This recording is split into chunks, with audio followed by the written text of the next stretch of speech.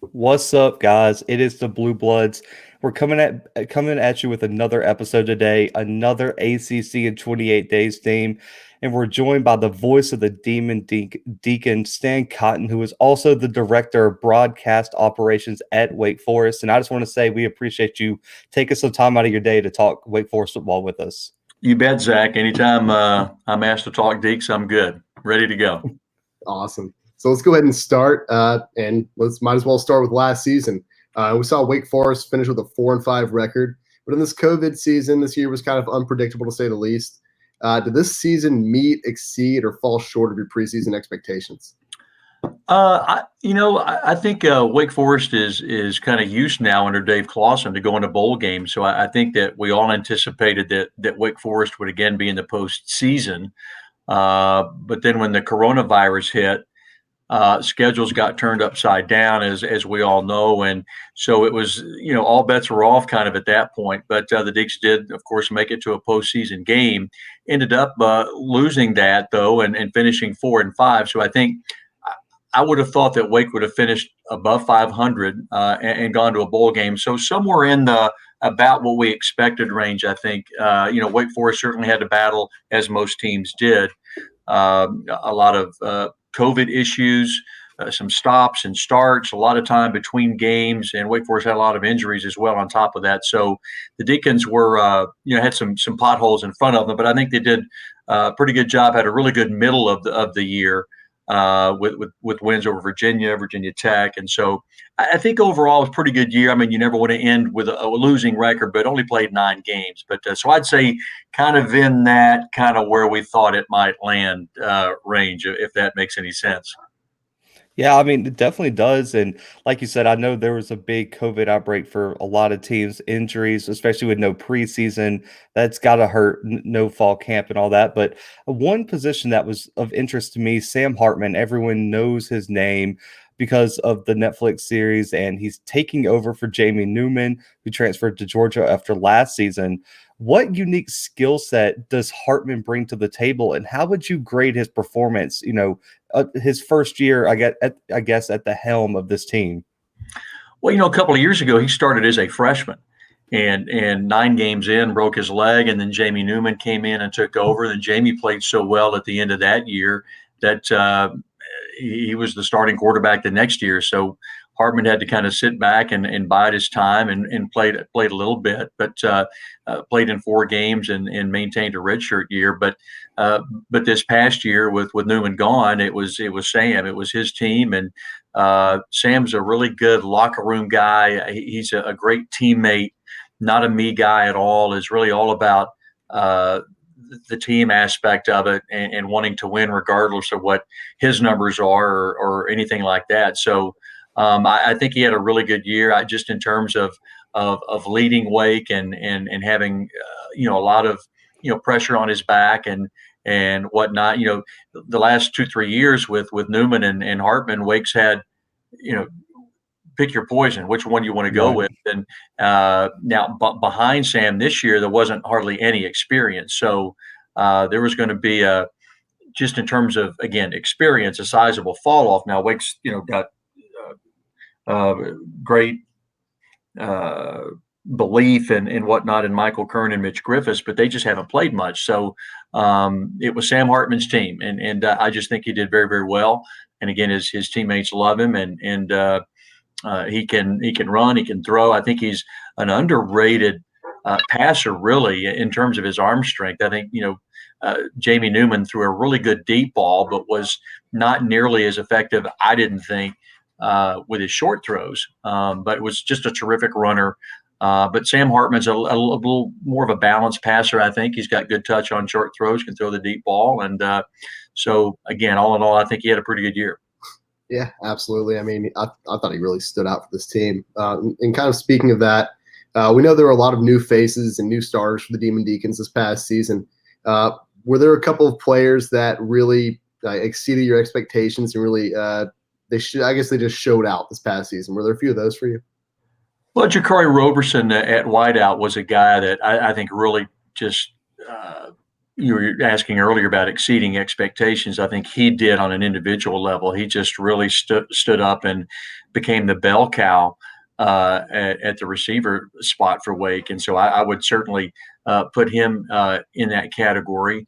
Trying to think on the defensive side of the ball. Had a lot of players play well. Boogie Basham is a guy that was, I forget right now. I'm so immersed in basketball. Some of the football numbers escape me, but he had gone 20 plus games in a row with at least one tackle behind the line of scrimmage before he had that streak snap. So I think he really elevated his status with the National Football League teams, and he's going to play on Sunday.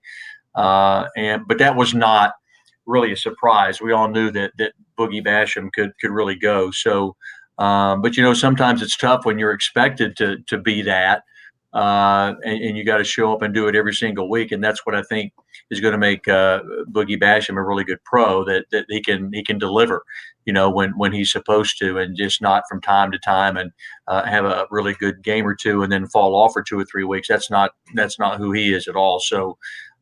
He was without question the leader of the Wake Forest defense and had a really, really good year.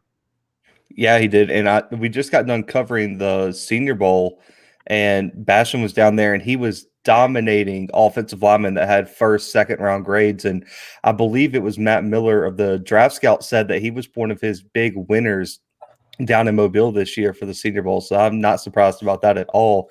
But I want to shift to Dave Clawson. Been the head coach at Wake Forest since the 2014 season. He took over the program at not its highest point, but now, like you said, he's made 5 straight bowl games. He won the first 3 of those. What has he meant to this program, and how has he achieved such success rebuilding this program?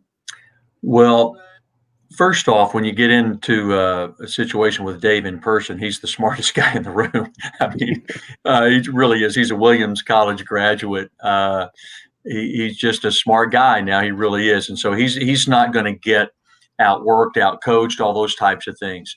But secondarily, I think maybe the biggest thing for him is he comes, as I mentioned, from Williams College where he went to school, but he also comes from in his coaching past academic situations or schools that are high on academics.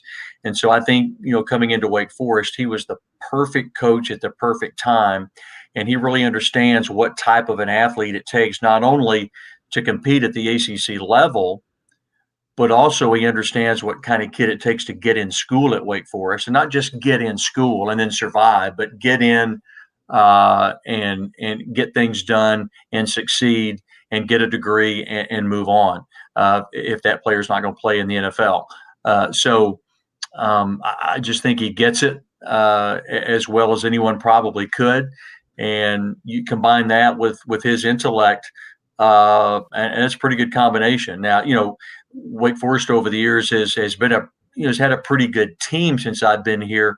But what happens with Wake is, or at least in years past, some of those years, most of them maybe, is when you get past that first level, the talent level really used to fall off. And I think what Coach Clawson and his staff have really done a nice job of, especially over the last 2-3 years, is building quality depth with really, really solid recruiting classes. Now, they're not going to show up on a lot of screens, but what they do is they get them in and they coach them up big time. His staff is just fantastic, I think. And so they'll take a 2-star, whatever, 3-star, maybe that some of the other programs in the country don't necessarily recruit. And then by the time they're 4th-year juniors, 5th-year seniors, he's got them playing at a very high level. And he's been able, because of that, to build some quality depth at Wake, so that when a guy like Boogie Basham maybe goes down, the guy behind him, now it's going to be tough to fill Boogie's shoes, but I mean, you get what I'm saying, that there's not that big fall off. And so I think this past year, especially like at a position group like the defensive front, Wake's probably had its best depth there in years. And so, again, just a tip of the cap to Coach Clawson, the way he has built this program, built his staff, maintained it for the most part, all of it, not all, but a good chunk of it for a long, long time. And they all just together really get it. Right. And I'm glad you mentioned that, because National Signing Day just ended. Wake Forest ended up with a top 65 class, which I don't think that's bad. Like you said, it's not going to be a top 10 class like you see, but they had some quality players, and two instant impact transfers from Michigan. One was almost a 5-star coming out of high school. So what are your overall thoughts on this class, and what do you think were the biggest needs going forward for this program? Well, again, I think at Wake, one of the biggest needs is just continue to build depth at every position. And probably at a place like Wake, especially along the offensive line and the defensive line. Wake's got a lot of defensive backs, a lot of linebackers, a lot of players that, depending on injuries and whatnot, they recruit kids that can play, maybe outside linebacker, maybe strong safety. They can move a safety to corner. They can move a corner to nickel. They've got guys that can move around a lot. They're just athletic. They find good athletes, guys that have been really good athletes and players for their high school teams, and they bring them in and they, again, coach them up and move them in and around. But, I don't know of a – Wake's pretty good at quarterback. They're set at wide receiver. They've got pretty good depth at running back. I mentioned their defensive front's been good. Wake's been a little thin on the edges at corner in the secondary. They need to build some depth there. You always need to have a really good kicker or two. You never know what can happen there, and Wake's been very fortunate at the place kicker spot, having a stud there for a couple of years now. So I think they're all pretty good, quite honestly, across the board. So hopefully they've added, the thing with any of these recruiting classes, you really can't judge them right until 3-4 years down the road. Man, you just don't know these days with the transfer portal and all that kind of stuff. So I'll just kind of maybe tap the brakes on some of these young guys and make sure, first of all, they get in school right, and then they hang around. So we'll see. Yeah, that's a great point. Let's go ahead and look forward to next season. And, unfortunately, Wake Forest does have a really tough schedule, at least by my estimation. They have trips to Clemson, they have a trip to North Carolina, and they even have a trip to West Point this upcoming season. What kind of games are you looking to be like the biggest test for Wake Forest next season? Well, anytime you play Clemson, that's about as tough as it gets these days. I mean, the Tigers have just kind of cornered the market in the ACC. So they are right now, they're the bar in the Atlantic Coast Conference, and they've earned it. I mean, you got to tip your cap to Dabo Sweeney, and they go out and they find great players and they coach them up as well. And talk about hardly nobody leaving his staff. That's kind of the case at Clemson. So they just, from facilities to coaches to players to the fans and whatnot, Clemson's just on a roll right now, and good for them. I mean, I think it's good for the league, and it gives the rest of the teams something to shoot for. You mentioned going to Army, and sometimes you go to Army and try to win. I mean, it's a tough place to go win. I mean, they do a great job up there, and so as a non-conference game, that's a tough one, especially there. Now it's a gorgeous place to go see, and if you got a bucket list, you probably need to add that to it. If you haven't, to go up there and watch a college football game, it's unbelievable, and take some extra time to tour the grounds there at the academy. But trying to stop that offense that they run up there is, that's a tough out now when you schedule any of the academies, certainly Army these days and Navy in past years. And it's great that Wake and Carolina are going to play again. It's going to be another non-conference game between those two. They've worked that out because, with ACC expansion over the years, it's sad that Big Four schools like Wake and Carolina and Duke and State don't play one another all the time. So the fact that Wake and Carolina are playing a couple of non-conference football games, I think, is terrific. But just about anybody in this league right now is pretty doggone good. So, week in and week out, and depending how things go this coming fall, hopefully we'll be out of this coronavirus funk. But, I don't think you can say that right now definitively, right? So we'll see. And hopefully the kids that they bring in, hopefully some can contribute. And, the Deacs will have another good run at a school record 6th straight bowl game. Wow. I mean, yeah, absolutely. And I know the Wake Forest is returning a whole lot of talent from this 2020 team, but are there a few players that you're looking to have a significant impact next season? Say that again. I'm sorry. Oh, so I know that Wake Forest has a lot of talent returning for next season. Are there a couple players that maybe are returning that you're looking to have a breakout season or to have a big season? Yeah, Wake's got a wide receiver. His name's Nolan Gruel, and he was very highly touted out of high school. He and Donovan Green. But I'm just anxious to see Nolan Gruel kind of catch fire and really show what he can do. A couple of running backs that I like. Justice Ellison got some time this past year. Amani Marshall. Those guys will be behind Christian Beal Smith.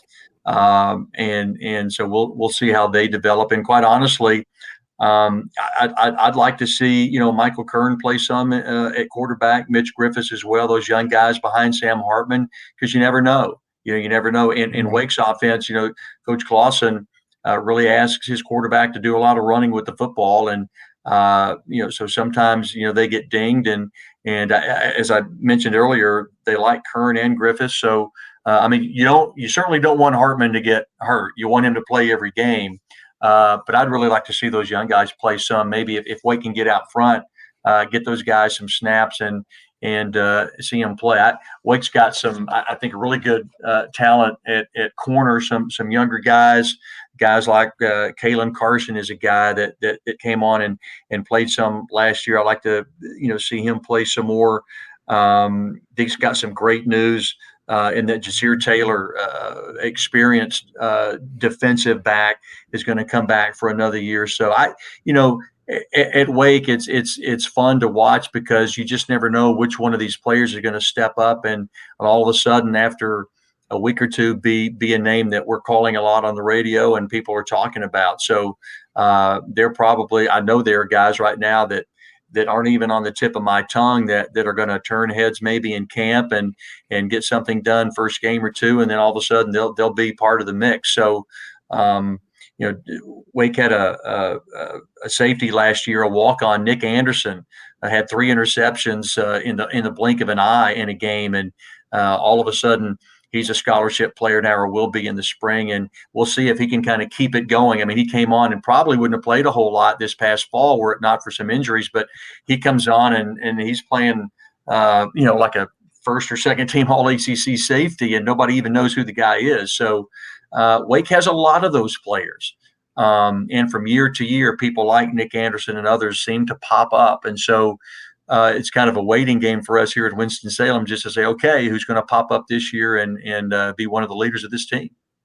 Right. And, I want to stick with this season. We've talked about breakout players. We talked about the schedule and the biggest test. But looking at all this, what do you think is the ceiling and or floor for this 2021 team? Oh, wow. Well, as we talked about at the very top, Wake expects to go to bowl games. And I think Coach Clawson met with the media a couple of days ago and talked about, look, we want to take the next step. We want to play for championships. We want to win a lot of games at Wake Forest. And, it's been proven it can be done here. I was part of that 2006 season that Wake went to the Orange Bowl. Won an ACC title. It can be done at Wake Forest, and I think Dave Clawson is the right guy to get Wake Forest back to that. So I think, problem is you got to play Clemson every year, right? And teams like that, Virginia Tech's, it just I really don't think that the ACC gets enough credit for being a pretty good league. I think a lot of times when they beat up on each other, kind of like the SEC. Now, I don't want to start comparing the ACC and the SEC. It's just kind of oranges and apples, different institutions. They do things differently. But within the ACC, it's a mad scramble to the top, and it just, a key injury here or there could really hurt anybody's chances of having a really good year. So, for instance, if Hartman goes down, then you've got, as I've talked about, very little experience, if any, at quarterback. Now, it doesn't mean that the two behind Hartman can't step up and produce. I mean, I mentioned the 2006 season. Riley Skinner was the quarterback of that team, and he was nobody in fall camp. I think when fall camp started, Riley Skinner, I believe, was the third quarterback. And all he did was lead Wake Forest to an Orange Bowl. I don't think they called his name in the first game against Syracuse after an injury to the quarterback. And the guy ahead of him was hurt as well in fall camp. And so they called his name, and he ran out there with the wrong helmet and made a couple of mistakes early, but ended up having one of the great seasons in Wake history, leading the Deacons in 06 to an ACC title and an Orange Bowl. So that's the way kind of things unfold sometimes at a place like Wake Forest. And we'll see if it happens here in 2021. I like it. I remember that season. I was young, but that always that was a while ago. You were young. I mean, it was fun though. I was young back then. Absolutely, but it's like I'm one of these stadium guys. I like the environments of each place. I try to get to as many cities, stadiums, campuses as I can for games. Sadly, COVID knocked that off this past year. Hopefully, we can allow some fans this upcoming year, but what makes the environment at Winston-Salem and Troy's Field so unique on game days? Well, it's not the largest stadium you will attend and visit, but it's a sweet place to play football. If you watch the ACC network at all, a lot of times they've got a specific kind of a promo for football, and they've got a drone flyover of Truist Field, and it's just gorgeous. It's a great spot just downtown. It's off of Wake's campus, about 2 miles north of downtown Winston-Salem, and it's just a perfect spot right across the street from the Lawrence Stroll Veterans Memorial Coliseum, where Wake plays basketball, and right next to the David F. Couch Ballpark, where Wake plays baseball. So it's kind of a little athletic complex where Wake does its football, basketball, and baseball. It's just a perfect little spot. The McCreary Field tower, the press box, if you will, is not that old, and it's absolutely top drawer. I mean, the networks love coming here. Their television booth at the very top is all decked out and wired to their trucks and everything at the truck pad, and just everything's done very, very nicely, first class at Truist. And it's just a neat place to watch a game. Great sight lines from anywhere in the stadium, and certainly where we are up in the box. And it's just a neat spot on the western side of Tobacco Road, about an hour and 15 minutes, hour and a half from the rest of those yahoos down there to the east, Carolina State and Duke. But it's a great place to be. Yeah, definitely. I mean, it's a place that, like Zach said, we're stadium nerds, so we definitely want to make our way up there. Come on out. I'll buy you some barbecue. Absolutely. Hey, I'm always down. Carolina barbecue, that's the best. Now, last question. I know you've been the voice of the Demon Deacons for 24 years now, and you've called some incredible games, exciting moments. What have been some of your most memorable or your favorite moments to call in the booth? Well, again, it probably, I don't think there's any question in my time. It goes back to that 2006 season. I think Wake Forest was picked to finish last in 2006 and won the ACC title and went to the Orange Bowl. I remember being at the bowl game, and there were estimates of about 40 to 45,000 Wake Forest fans there. And that was legit. I mean, it was unbelievable, the sight. And I'm sitting there thinking about, I remember it hadn't been that long down in Tallahassee, one halftime, Wake was trailing Florida State about 30-0, something like that. And I just thought to myself, will Wake Forest ever be able to really compete, for an ACC championship? And it wasn't that long after that Jim Grove got the Deacs there. And I'm looking out over the field, and Arnold Palmer's down there representing Wake Forest, and Muhammad Ali was down there representing Louisville. Two of the biggest icons in sport are there, and Wake is there. Louisville is there. It was a really good football game. But that certainly was a moment in my time at Wake that probably stands above the rest. And not long before that, in the ACC championship game, it was a kind of a weird game. Wake beat Georgia Tech. There weren't any touchdowns scored. It was 9-6, all field goals to win an ACC championship. But at that point, that was kind of the big moment.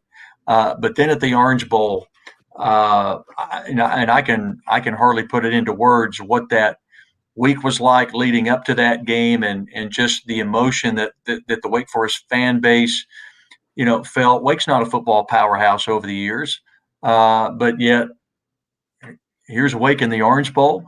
And so that's why I think so many Wake Forest fans were there, and to have the opportunity and the privilege to call that ball game was certainly something I'll never forget. Wake didn't win the football game. It was a close game all the way into the fourth quarter, but certainly just the experience, the moment, and again, the opportunity and the privilege was something that I'll never forget. Yeah. Right. Yeah. I like it. I mean, that's a big game. I mean, to be at the Orange Bowl. I mean, that's the game. Even like as a kid, I remember always waiting on. It's right up there. Orange Bowl, Rose Bowl, all those games. Now they're all New Year's Six bowls, but I mean, it's a different thing. But man, that is a wrap on this interview. But we want to give you a chance. We know you host the Dave Clawson show. We know you call the game, so you're gonna go ahead and let you plug all your social media, all the different shows and things you do, so all our listeners know where to find you. Well, you can follow me on Twitter at Stan Cotten. That's Cotten, Cotten, at Stan Cotten WF. You can follow Wake Forest at Wake F as in football, B as in ball, at Wake FB. And Wake does a really nice job with social media. You can check out the website, godeeks.com. It's pretty easy. And all of our games, all of our shows are archived on there. You go listen to a Dave Clawson show and you tell me if he's not the smartest guy in the room. He's certainly smarter than this old East Tennessee hillbilly. I can promise you that. I like it. I definitely got to go check it out, man. He's done a great job at Wake Forest. The program's on the upswing. I'm looking forward to this year. There was a bunch of opt-outs and everything this year. So the ACC is going to be so competitive this upcoming year. I agree. It's been building to this over the years. And, when you think of the ACC, I think quite naturally, you probably think basketball first, but it wasn't that long ago. People said, well, Florida State's going to win the ACC every year, and Miami. No, it's not. It's not that way. I mean, there are a lot of good football teams in this league, a lot of really, really good coaches who've brought in quality players year after year after year. And it's a mad fight now every single week in this league on the gridiron. It's a whole lot of fun to be a part of. Yeah, I like it. But guys, that is a wrap on this interview. Y'all know where to find us. It's been scrolling across the bottom of the whole show, and we post every day. Make sure to check out the 2-minute drill on YouTube, posted 5 days a week. But guys, this is a wrap, and we are out.